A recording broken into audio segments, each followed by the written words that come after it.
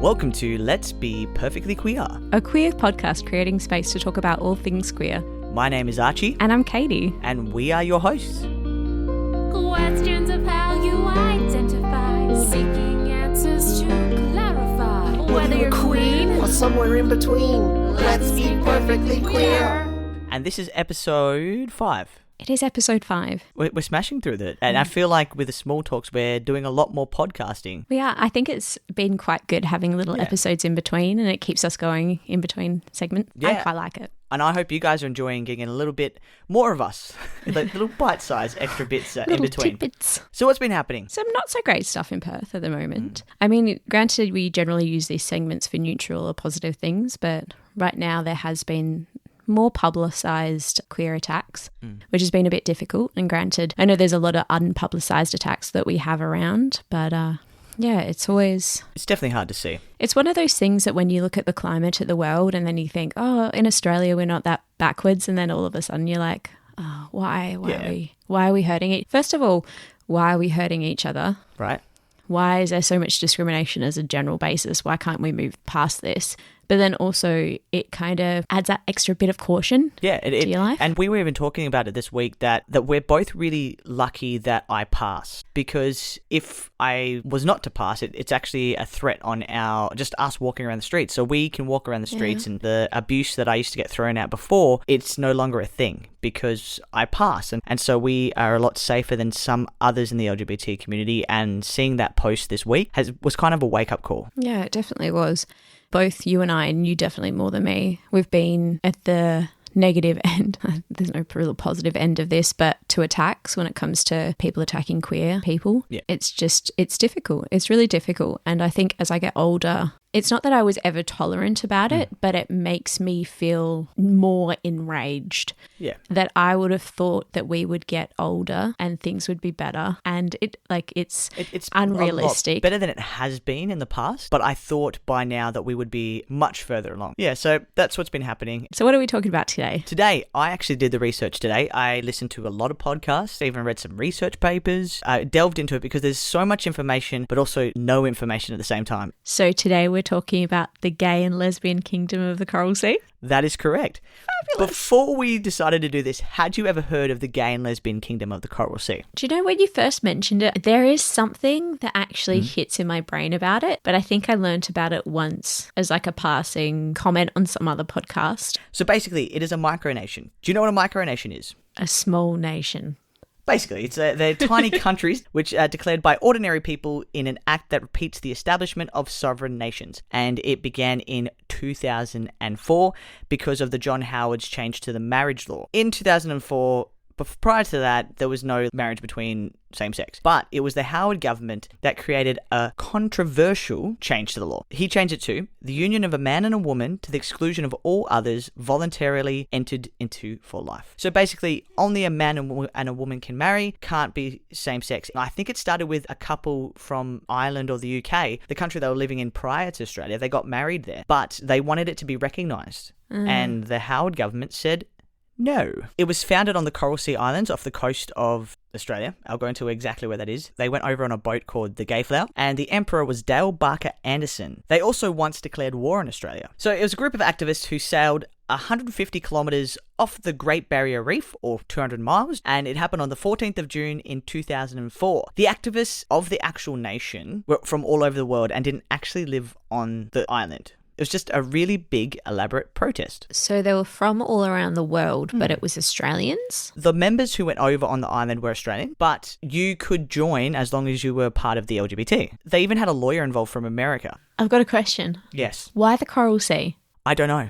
Oh. I think it was a bunch of nations where it was inhabitable, and so there's no infrastructure there. You can only basically snorkel or camp, so you can't actually live off the actual Gay and Lesbian Kingdom, and it did cause a bit of issues because there were LGBT people from different countries trying to flee their country and come to asylum for it. So there was some issues that did evolve from having this Gay and Lesbian Kingdom. But it was basically a massive, elaborate protest. And Eric Abetz famously named the micronation in Parliament in 2017. And I'm going to talk about that in more detail in a second. Who's Eric Abetz? He is a Liberal MP. The history of it's very hard to find it because the Wikipedia was constantly being edited.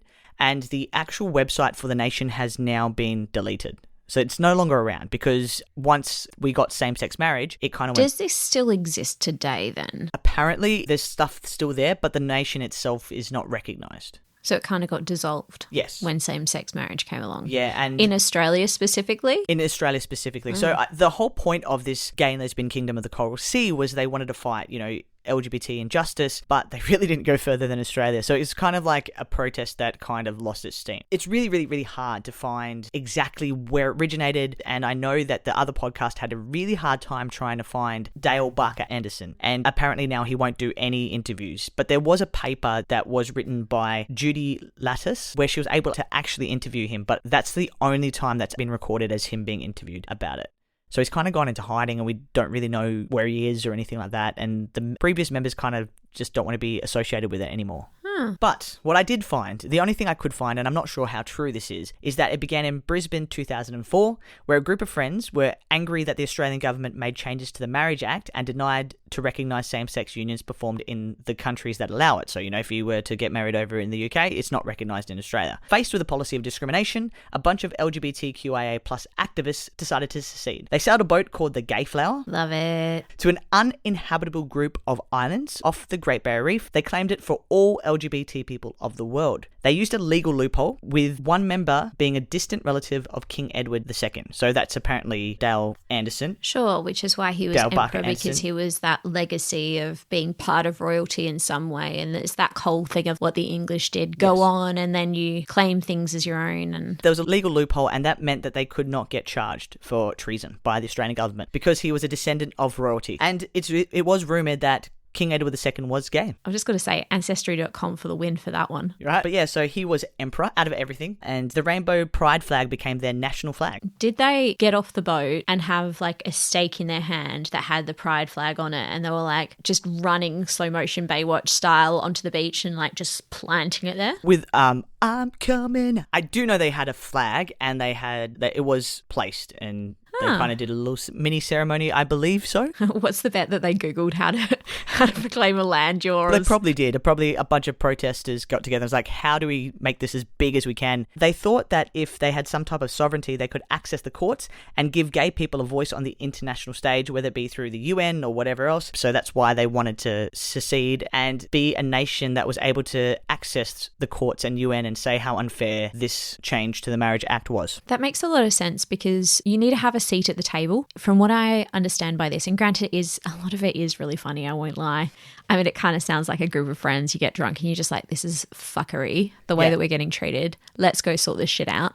Sounds like definitely they were drunk at the time. But like, all in all, good on them. You can't fight for something if you don't have a voice, and to have a voice, you have to elevate yourself in a way. Good on them that they got to a point that, look, how far away, this is 19 years later. We're this far away later and we're still talking about it. And granted, who knows what kind of positive effects this has had with it, and it more than likely would have, because of course, no matter if something's funny or if it's like, it's a political stance, it's creating that extra step towards going forward and being like, having a say. Yeah. It's out there. More people will be like, oh, what's this about? It's being the voice for others who need that voice.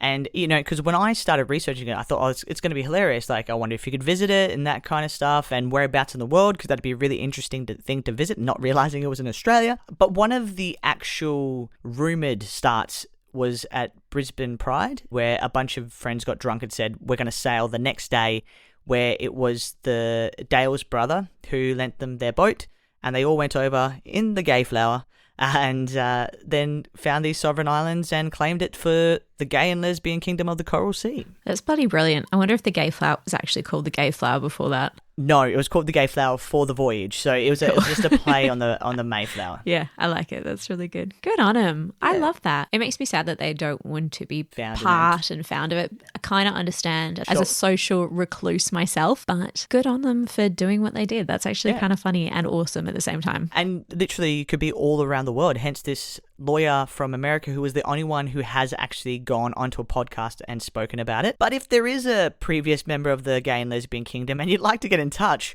we would love to talk to you. And good on them for doing something as crazy and outrageous and as awesome as this. There was a capital city, or the capital. Excuse me? There was a capital on these small islands. It was called Heaven. Apparently it was named after a British nightclub. And there's this kind of, I can't remember what the law is, but it meant that all LGBT people of the world were granted automatic citizenship should they apply. And in some of the podcasts and some of the research, there's two reasons why it ended. One was because there was a lot of disagreements about the future of the actual group and where the vision was going for the group, and a lot of people were butting heads. The other reason says that the founder lost interest. Yeah, they just disbanded it. I mean, I kind of understand for the fact of he would have had to have a normal life with a normal job, and then upkeeping this thing that was probably getting blown out of proportion probably was quite difficult. Yeah, the secret life. Yeah. So he abdicated in 2014. Then, in 2017, Australians participated in a controversial plebiscite to make gay marriage legal. And that was horrendous. It was basically almost like a smear campaign against the LGBT people. I remember feeling the most distress those months leading up to that plebiscite. I'm not sure about you, but that's how I felt. I think it's the real difficulty behind it, because the amount of pamphlets you would get through your letterbox, all of the messages that you would get, the propaganda that was incredibly negative, and I don't think for a very long time I felt so personally targeted, and it's quite difficult in that way that you're just like, oh, there is a majority of people out here who don't think I should be living how having basic rights, just basic rights, human rights, you know? Yeah. And the thing is as well, even in my own suburb, someone had handwritten a letter about how gay marriage was an abomination.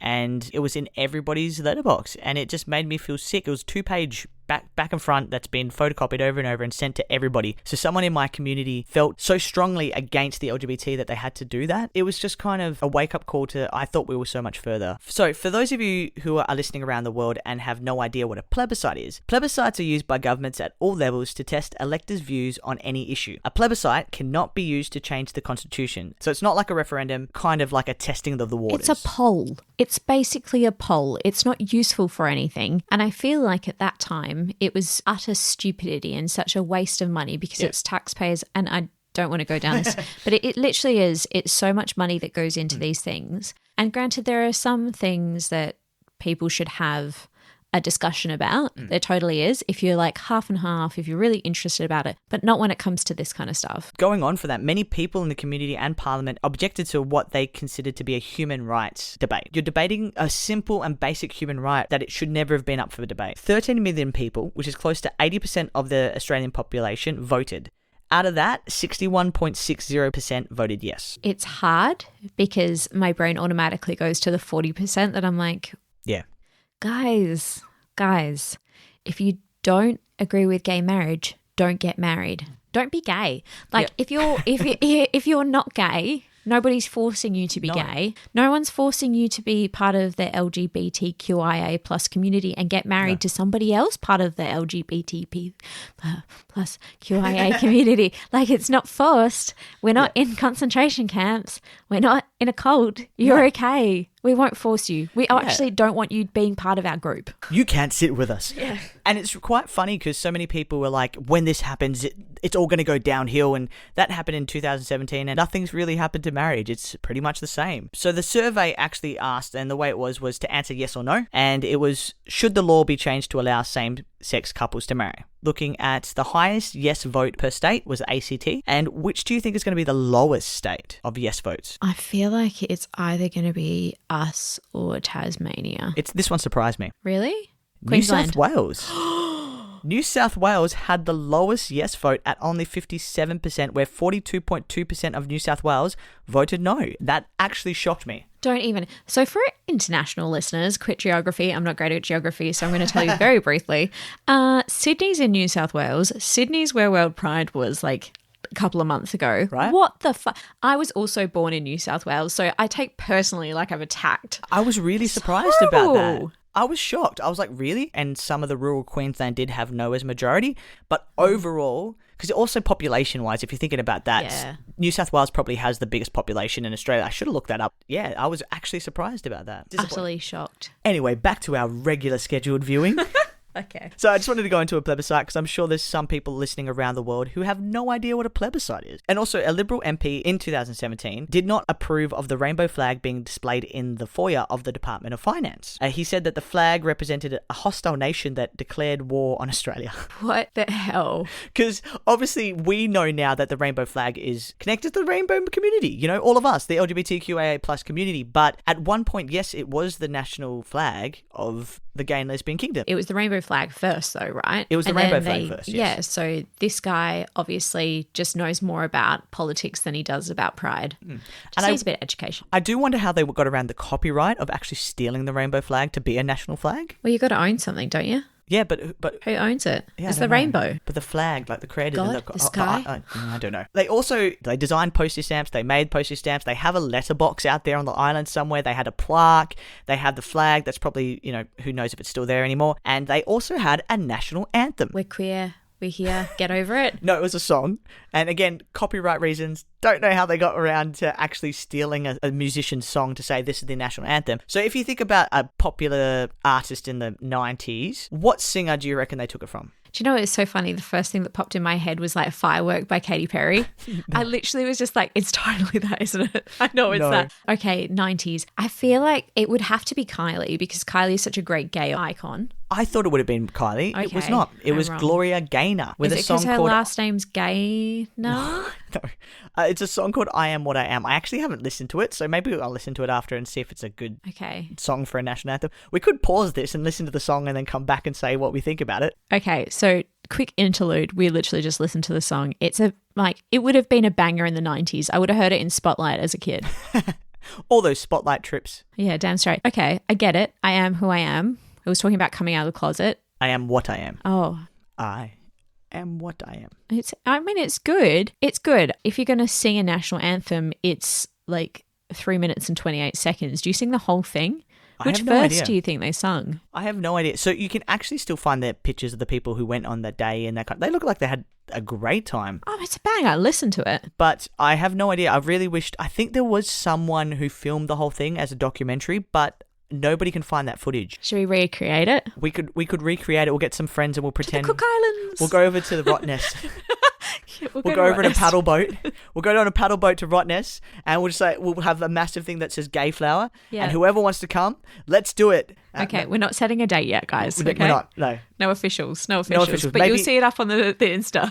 when we get to 1 year of Let's Be Perfectly Queer. Dude, I'm not even guaranteeing we'll this. sail the Gay Flower over to the Rottnest Islands because I still haven't been to Rottnest. I know you haven't. And this is going to be the first way you do it. There'll be the ferries going past. They'll be like, what the flip is this? Like, honestly, what the flip is this? So basically that's it. So it was a massive protest and I was kind of disappointed because when I found out about it, I wanted to research it. And in my mind, I was thinking of lush green fields with a castle on top in England that we could go and frolic in. And then it's just a bunch of islands. I'd still really like to go visit it and see what it's about, but it's not actually a proper place that you can stay. Do you know what? If it comes to being able to go to many places in the world, I think I'd be fine with Google Mapsing it and just seeing a picture.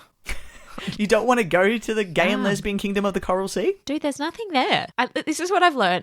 You have to get there by 118 miles or something ridiculous. 200 miles? 200 miles in a boat. I get seasick. This is great. And then I end up on this island that may or may not have a flag and a post box on it. Nah, I'm good. Well, apparently all that remains is a rainbow flag, a red post box, and a plaque.